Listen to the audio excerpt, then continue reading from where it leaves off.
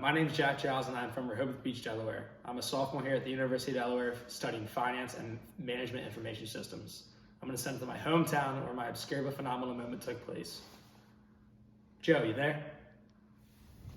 Yep, I'm here, Jack. How's it going, everyone? My name is Joe Giles, and I am here at the Rehoboth Beach Life-Saving Station that has been here since 1922.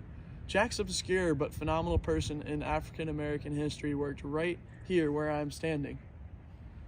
He was the first African-American lifeguard for the Rehoboth Beach Patrol, and he goes by the name of Buddy Hicks Jr. Back to you, Jack. Thanks, Joe. Hope you all enjoy the video. Wellington Buddy Hicks Jr. was born in Milford, Delaware in 1932 in an African-American neighborhood.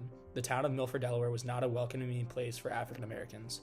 Blacks couldn't dine in the same restaurants as white people, they didn't ride the same buses, couldn't eat the same food, and were given jobs that were cool to their body and low in pay. Buddy's mother worked in the hospital and his dad worked in the fields and factories to make ends meet. Buddy Hicks went to Benjamin Banker Elementary School, which was a completely African-American school, and graduated the 8th grade. When Buddy graduated 8th grade, he went right to the fields where he was picking strawberries, string beans, and basically anything that grew in Delaware. One opportunity not many African Americans in Milford had was to go work in Rehoboth Beach, Delaware. This was the coastal town that was gaining popularity, so Buddy went there in the summer and started to work at Carlton Hotel when he was just 16 years old. He did that during the summer and would go work in the fields and factories in the winter. In 1953, when Buddy was 21 years old, he moved to Dania Beach, Florida, working miscellaneous jobs because the money was better there than Delaware. When he was there, he would go swimming in an all-African-American beach and ended up lifeguarding there as one of the lifeguards realized Buddy was good in the water. He worked there as a lifeguard from 1953 to 1955. Buddy returned from Florida back to Delaware to marry his wife, Anna.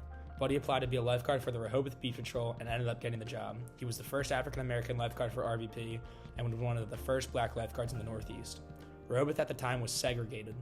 Buddy had to stay in an all-black motel and sometimes couldn't go out to eat with his co-workers on the patrol because he was of color.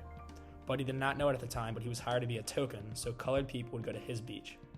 He worked on Henlopen Ave, which would soon become known as the Crow's Nest. It is where all the African Americans go, and having a black lifeguard there helped paint the picture to the African Americans not to go to other streets. The town figured if they had a black lifeguard, all the African Americans would go to his street and leave the whites alone. One day, Buddy was working and saw that the town was putting in these things called jetties. These are put in place to stop beach erosion, and Buddy asked who's paying for all these jetties. The guys putting them in said it was federal money. When he found out that Rehoboth was using federal money for the jetties, this meant it could no longer be segregated according to law. For the previous years he was a lifeguard, all the black people went to his beach. After the jetties were installed, he told all his friends and all their African-American friends to spread out. He said they had the right to be on white beaches, and if Rehoboth would ever become non-segregated, this was the way to do it. After this happened, Buddy got called into the town, and they asked him to stop doing this. They said he was there so the blacks would go to his beach. Buddy and the patrol didn't necessarily listen and snuck onto the town by continuing to tell African Americans to spread out along Rehoboth's coastline. Buddy made the beach more diverse in the 7 years he was a lifeguard. He said the system is what separated people, and the guys he guarded with were amazing. He described them as brothers and encouraged more people of color to be lifeguards. The patrol on the coast of Delaware are now more diverse, and Buddy is who they can thank for that. He did his job right and took pride in guarding Rehoboth Beach, no matter what race he had to save. Buddy ended up being a welder in the Union and continued to spread his message about including everyone. He's now 90 years old and resides in Lewis, Delaware. He still is around the guys he guarded with 70 years ago.